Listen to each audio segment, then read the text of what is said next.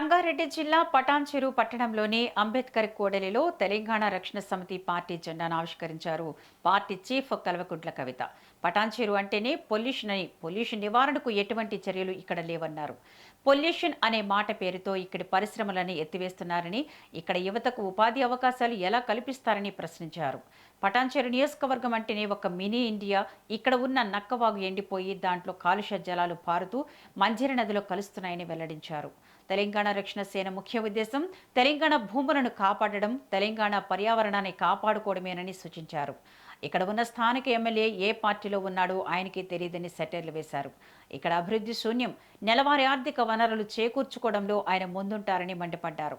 ఇక్కడ ఉన్న BJP MP BRS పార్టీకి ఓట్లు వేశారని, ఇక్కడ ఉన్న అన్ని పార్టీ నాయకులు దోపిడీకి దోస్తాను కడతారని ఎద్దేవా చేశారు.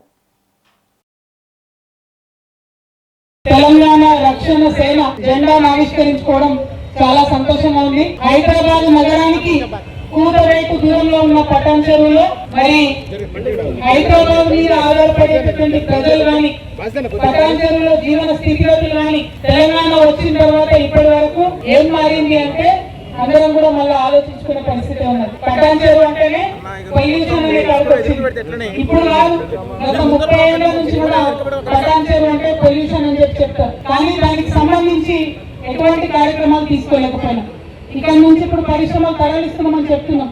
కానీ ఆల్టర్నేట్ ఉద్యోగాలు ఏంటివి? మరి ఇక్కడ వచ్చి స్థిరపడినటువంటి ప్రజల పరిస్థితి ఏంటిది? ఇక్కడ భారతదేశ వ్యాప్తంగా ప్రజలు వచ్చి ఉంటారు. ఇక్కడ ఒక్క మాట చెప్తే ఇండియా మొత్తం చెప్పినట్టే ఏనంటారు పటాన్చెరు అంటే.